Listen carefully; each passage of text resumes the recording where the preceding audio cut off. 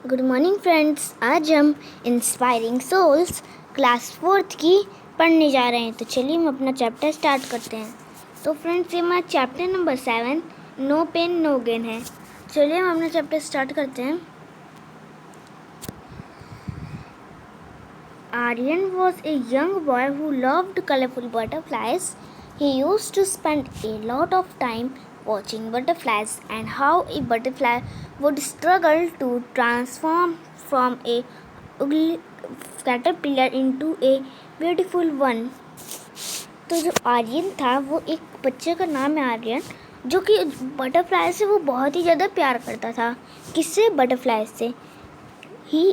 और वो अपना बहुत ज़्यादा समय बटरफ्लाइज के साथ ही उनको देखने में उन्हें गुजार देता था। क्या? अपना बहुत सारा समय कि क्या देखता था वो ऐसा बटरफ्लाई में, वो कैसे स्ट्रगल करके ट्रांसफॉर्म होती हैं एक बुरी कैटरपिलर, मतलब कि एक गंदे से कैटरपिलर से एक बहुत ही अच्छी सी बटरफ्लाई में वो कैसे बनती है, इसमें वो अपना सारा समय बिता देता था। One summer afternoon, Aryan was in the garden. He saw a cocoon with a tiny opening. गर्मी के दिनों में आफ्टरनून मतलब कि दोपहर में आर्यन जो था वो अपने गार्डन में था और उसने क्या देखा? उसने क्या देखा? ककून देखा। उसमें छोटी सी ओपनिंग हुई थी। ये तो टिनी ओपनिंग, उसमें छोटी सी ओपनिंग हुई थी। It means that the butterfly was trying to make it the way out. इसका मतलब था कि जो बटरफ्लाई है वो कोशिश कर रही है बाहर आने की, अपना रास्ता बना रही है बाहर आने की। He decided to sit over and watch how the butterfly would come out of the cocoon. वो वहाँ बैठ गया। कौन बैठा? आर्यन।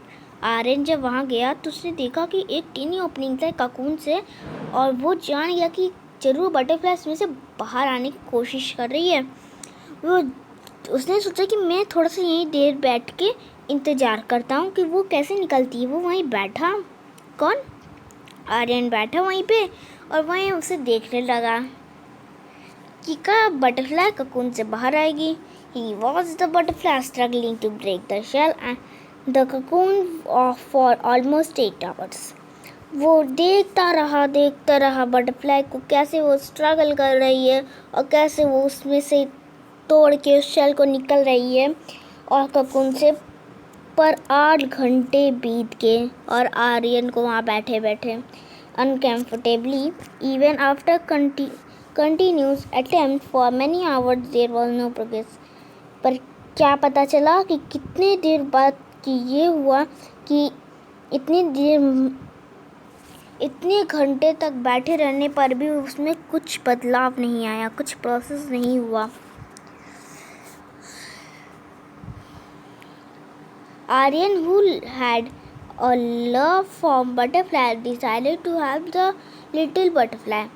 आर्यन जो था, जिसे बहुत ही ज़्यादा पसंद थी बटरफ्लाइज, वो उसने डिसाइड किया कि मैं इस छोटे से बटरफ्लाई की थोड़ी सी मदद कर देता हूँ। He got a pair of scissors and tweaked the cocoon to make a bigger opening for the butterfly and remove the remaining cocoon. तो जो आर्यन था उसने सोचा कि मैं इस छोटे से बटरफ्लाई की थोड़ी सी मदद कर देता हूँ। उसने एक सीज़र लिया, पेयर ऑफ सीज़र लिया, मतलब कि 1 सीज़र लिया, और उससे जो बचा हुआ जो ककून था उसे उस पूरे ककून को काट दिया और जितना बचा हुआ था उसे निकाल दिया। The butterfly came out of the cocoon without any struggle. जो बटरफ्लाई थी वो ककून के बाहर आ गई बिना कुछ मेहनत किए, बिना कुछ परेशानी के. Uncomfortably the butterfly looked no longer beautiful. पर क्या पता हुआ कि जो बटरफ्लाई थी वो बिल्कुल भी बड़ी और सुंदर नहीं लग रही थी. It had a swollen body with small and weathered wing. उसके पास एक बड़ी सी बॉडी थी और सूखे हुए और लाइफलेस उसके पास विंग्स थे. किसके पास? बटरफ्लाई के पास.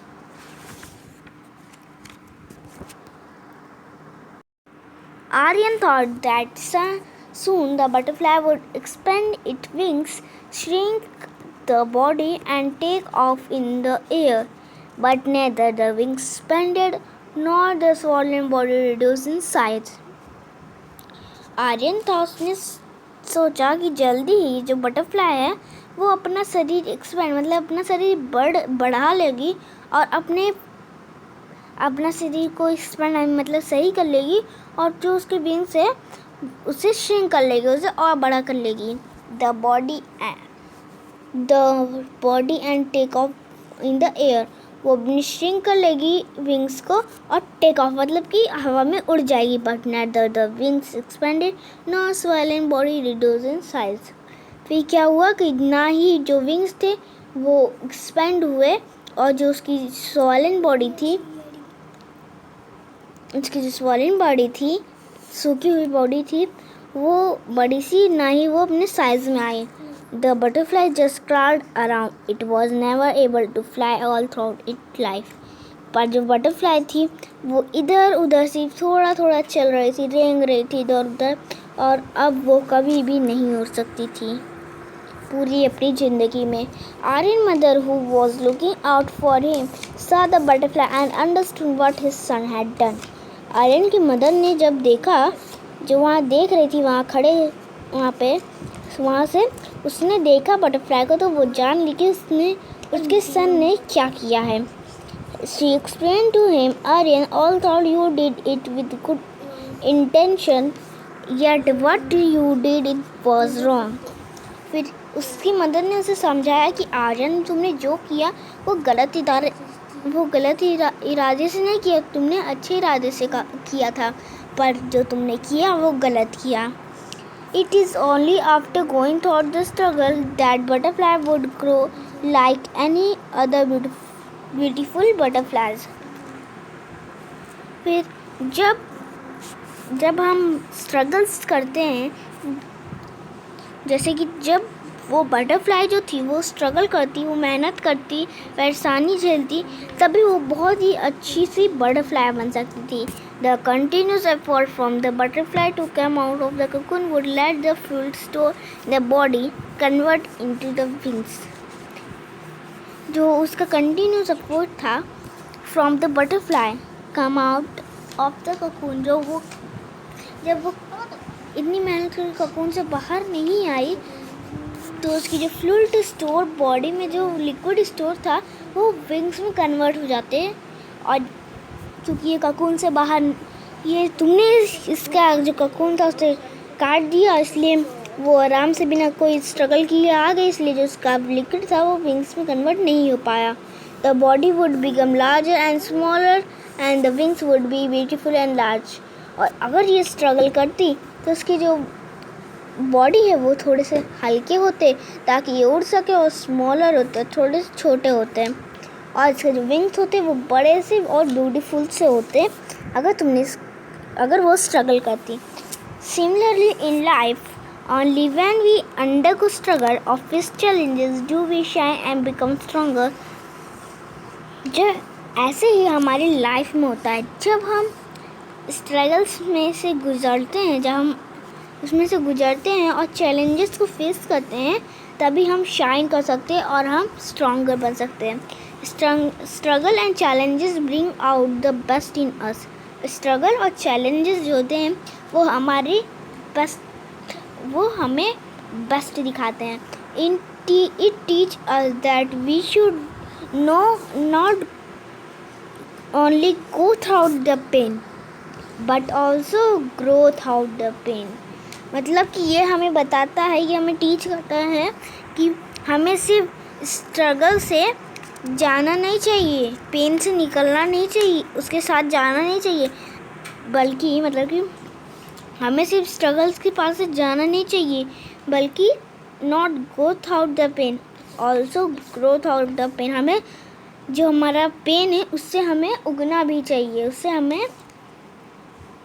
उसी समय, लेकिन वहीं पे हमें स्ट्रॉन्ग बनाता है. कौन? पेन. अगर हम जैसे कि अगर जो बटरफ्लाई थी, अगर वो अपने आप से स्ट्रगल करके ककून से बाहर निकलती तो अभी वो कितनी ब्यूटीफुल होती, उसकी बॉडी लाइट होती, स्मॉल होती, और उसके जो विंग्स थे वो ब्यूटीफुल और लार्ज होते। तो वैसे ही कह रहा है कि हमें सिर्फ पेन से जाना नहीं चाहिए, बल्कि उसमें से ग्रो भी होना चाहिए। It makes us far more stronger and determined. ये हमें और स्ट्रॉन्गर बनाता है, और क्या बनता है, हमें निर्धारित बनाता है। तो यहाँ हमारी स्टोरी ख़त्म होती है। If there is no struggle there is no process. अगर यहाँ पे कोई भी स्ट्रगल नहीं हो रहा है तो यहाँ पे कोई भी प्रोसेस नहीं होगा। तो ठीक है फ्रेंड्स, यहाँ आपका ये चैप्टर ओवर होता है।